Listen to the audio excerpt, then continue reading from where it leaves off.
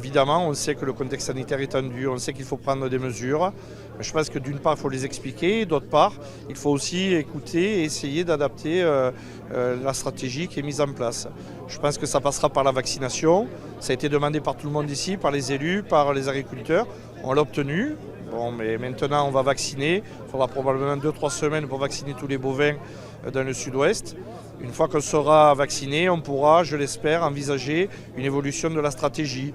On sait que le contexte agricole du département est terrible en ce moment. On fait face à des difficultés économiques très fortes.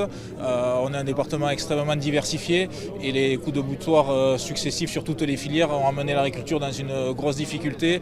Et ce DNC qui nous frappe à nouveau, une nouvelle maladie, entraîne beaucoup d'angoisse, beaucoup de stress pour les éleveurs. C'est surtout ça aujourd'hui qui est palpable dans les troupes. Ah oui, non, mais c'est la crainte de tous les jours. Quand on va voir le matin, si on voit une vache malade, de suite, même il y aura de la psychose qui crée, ça peut être autre chose. Mais il y a de la psychose, du coup on regarde et tout. Mais c'est un stress en permanence parce que moi je suis du Gers, les 2 ou 3 départements limitrophes autour de moi ont été touchés. Moi je suis dans une exploitation où on est en zone réglementée. Demain ça peut être moi, ça peut être mon voisin. Qu'est-ce qui va se passer?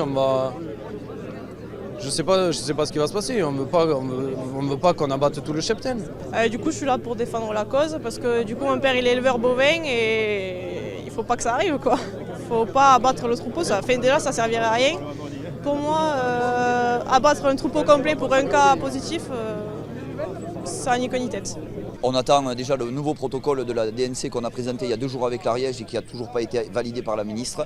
On demande donc l'arrêt des abattages totaux et une mise en place d'expérimentation avec un abattage sélectif des animaux touchés seulement et également sur une surveillance accrue sanitaire pendant 6 semaines sur ces élevages-là. On demande la vaccination totale de la France et avec application immédiate.